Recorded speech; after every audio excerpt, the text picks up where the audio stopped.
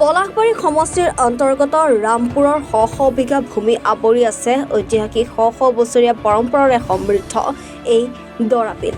দৰাবিল আজি অস্তিত্বৰ সংকটত। দৰাবিলৰ বক্ষত লজিষ্টিক পাৰ্ক নিৰ্মাণৰ যোজা। শংকিত আতংকিত সাধাৰণ কৃষক ৰাইজ। সমগ্ৰ ঘটনাক্ৰমৰ কথা স্থানীয় ৰাইজে অৱগত হোৱাৰ পিছত প্ৰতিবাদ সাব্যস্ত কৰে। প্ৰতিক্ৰিয়াৰ জোৱাৰ উঠিছে দক্ষিণ কামৰূপত। ইতিমধ্যে দৰাবিল সংৰক্ষণৰ বাবে অঞ্চলটোৰ প্ৰায় 10খন গাঁৱৰ ৰাইজে চৰকাৰলৈ স্মাৰক পত্ৰ প্ৰেৰণ কৰাৰ কথা প্ৰকাশ কৰে আৰু চৰকাৰক এই সিদ্ধান্ত প্ৰত্যাহাৰৰ দাবী উত্থাপন কৰে। অন্যথাই তীব্ৰ আন্দোলনৰ হুংকাৰ অঞ্চলটোৰ সাধাৰণ কৃষক ৰাইজৰ। এই প্ৰকল্পই পাৰিপাৰ্শ্বিকতা, জৈৱ বৈচিত্ৰ্য, প্ৰাকৃতিক সম্পদ তথা কুলসী নৈত বসতি হিচাপে বাস কৰা এছিয়া বিখ্যাত ৰিভাৰ ডলফিনৰ লগতে বহু জলচৰ প্ৰাণী আৰু ৰাইজলৈ ভয়ংকৰ বিপদ কঢ়িয়াব বুলি উদ্যোগ প্ৰকাশ স্থানীয় ৰাইজৰ। কোনো কাৰণতে উদ্যোগ স্থাপনৰ নামত প্ৰকৃতি ধ্বংস কৰিবলৈ দিয়া নহ'ব বুলিও মন্তব্য ৰাইজৰ। এইবিলাক লৈ আমি কত আবেদন নিবেদন চৰকাৰক কৰি আছোঁ, কোনো প্ৰজেক্ট নলয় তেওঁলোকে। তেওঁলোকে কোম্পানীৰ কথাটো উঠা বহা কৰে।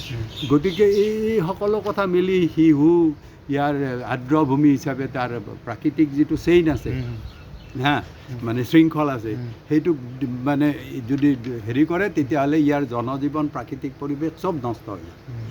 এই হঠকাৰী সিদ্ধান্ত যাতে চৰকাৰে নলয়। চৰকাৰে আমাক নটিচ দিছে যে এনেকুৱা কোম্পানী লজিষ্টিক, কলিকতাৰ লজিষ্টিক পাৰ্ক কিবা কৰিব তেওঁলোকে।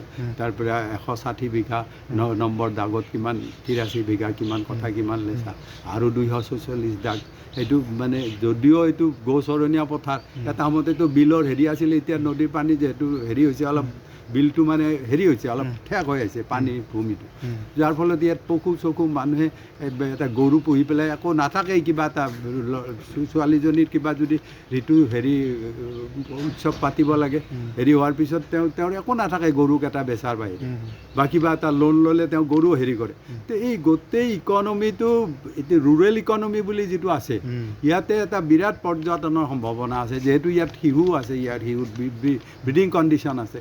এই কলহী নদী, আপোনাৰ মানে দৰাবিল, কলহী নদীৰ এটা শিশুকেইটাৰ কাৰণে এটা হাংফাং কিডনীৰ নিচিনা, এইবিলাকক ধ্বংস কৰাৰ যিটো মানে পলিচি চৰকাৰৰ, এইবিলাকে কৰ্পৰেটৰ বাহিৰে, কোম্পানীৰ বাহিৰে, ধনিক মানুহৰ বাহিৰে আমাৰ একো উন্নতি কৰিব। প্ৰজেক্টটো এইটো এনেকুৱা প্ৰজেক্ট কিয় কৰে? লোকায়ত থকা জেগাত চাৰিওফালে য'ত গাঁও আছে, এনেকুৱা ধৰণৰ প্ৰজেক্ট কৰিব নালাগে। তেওঁলোকে বেলেগ জেগা বিচাৰি ওলাক য'ত লোকবসতি নাই বা হেৰি আছে, এটা এনেকুৱা ধৰণৰ হেৰি এই জাপি দিলে, সেইটোতো আমি কোনোমতে মানি ল'ব নোৱাৰোঁ আপোনাৰ। আমি আমাৰ ল'ৰা ছোৱালীক জন্ম দি তেতিয়াহ'লে কি পাপ কৰিলোঁ নেকি? আমাক কি ক'ব ল'ৰা ছোৱালী যে তোমালোকে কিয় প্ৰতিবাদ নকৰিলা? তেওঁলোকক আমি কেনেকৈ জীয়াই থাকিব? এই চবেই যদি এনেকৈ একদম লুটপাতৰ কাৰণে যদি হেৰি আমাৰ জংঘল জমিন লৈ যায়, আৰু ঈশ্বৰে কাৰো নামত এই মাটি নামজাৰি কৰি দিয়া নাই হে ছাৰ। এই বালিৰো কোনো খেতি কৰা নাই, আৰু হেৰি হয়তো নিজে নিজে হৈছে। আৰু এইটো চৰকাৰৰ মানে ৰাইজৰ চবৰে আমাৰ অধিকাৰ। গতিকে আমাৰ অধিকাৰটো আমি খালি টেক্স দিয়া মানুহ নেকি? ছয়গাঁৱৰ পৰা ধ্ৰুৱজ্যোতি দাসৰ ৰিপৰ্ট, এনি ভাৰত 24।